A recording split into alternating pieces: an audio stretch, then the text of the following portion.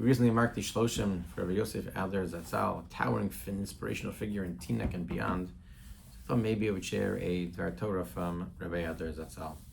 The Torah tells us that after Avraham Avinu goes out and he fights the 4 kings against the 5 kings in order to try and rescue his nephew Lot, and he's victorious.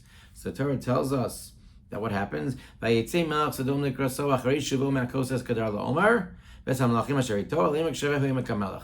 When he returned from defeating Kedar Laomer and the kings that were with him, the king of Sedom comes out to meet him in the Emek Shaveh, near the Emek HaMelech. Who else comes along? U'Malchitzedek Melech Shalem, and Malchitzedek the king of Shalem, Hotzi Lechem V'Yayin, V'hu Choen El Elyon. And Malchitzedek the king brought out bread and wine. Rashi says it was the norm to give to people who were tired from battle food to eat, and he was a priest.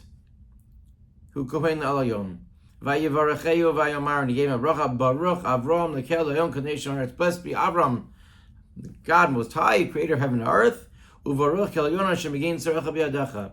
And he said, he blessed him that Hashem, your God, delivered your enemies to your hands. Vayitein lo Maaser Mikol, and Avram gives him Maaser. And then Melech Sedom turns to Avram and says, Vayomer Melech Sedom Avram Tein li hanefesh, you give me the people, V'Rechush Kachlach, and you take the spoils of the war. And then Avram says something very interesting. Vayomer Avram Melech Sedom. He tells the king of Sedom, Harimosi yodi el Hashem kelayon. I'm going to lift up my hands to God, Konei Shamayim v'aretz, the creator of heaven and earth. Imichut v'atzroch nal. If I take as much of a thread or a shoe strap, I won't take any spoils from you. Nobody should say that I became rich from the king of Sedom. Everything that I have comes from HaKadosh Baruch Hu. But what is this language? Harimosi yodi el Hashem kelayon, that I lift up my hands to Hashem kelayon, the ultimate God. So Rashi says, Harimosi yodi lashon shvua.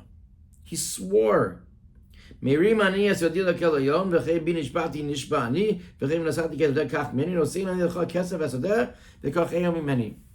He makes a shvua. He raises his hands up and he says, I promise, I swear to God, I will not take anything from you, and I will not allow anybody to say that I was enriched by Melech Sedom.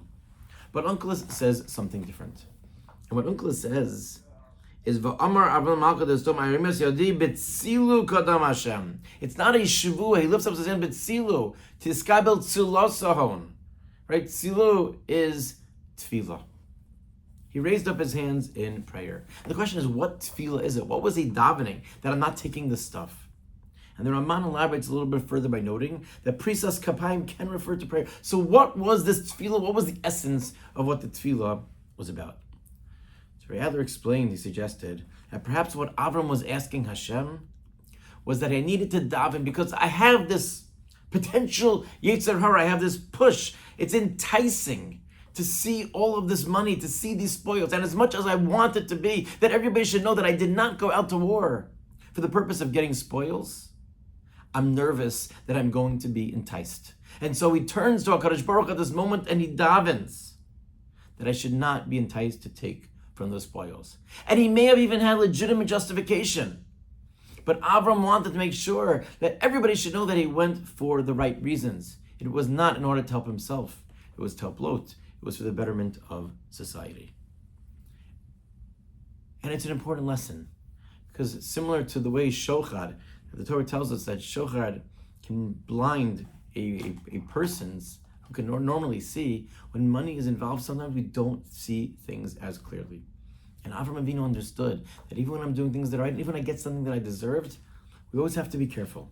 We haven't, and it's not always easy to do that on our own. So the address that we can always turn to is HaKadosh Baruch Hu. And when we're afraid that maybe we're going to get enticed, maybe we're going to get pulled, maybe it's not even so bad, but if we know that it's not the right thing to do, the address that we turn to is HaKadosh Baruch Hu. And we dive into HaKadosh Baruch Hu not to succumb, not to be blinded by whatever it is that's coming our way. And HaKadosh Baruch Hu is the source of all it is that we need in our lives, is the one who can provide, who is the one who can protect, and is the one that we turn to for all that we need in our lives.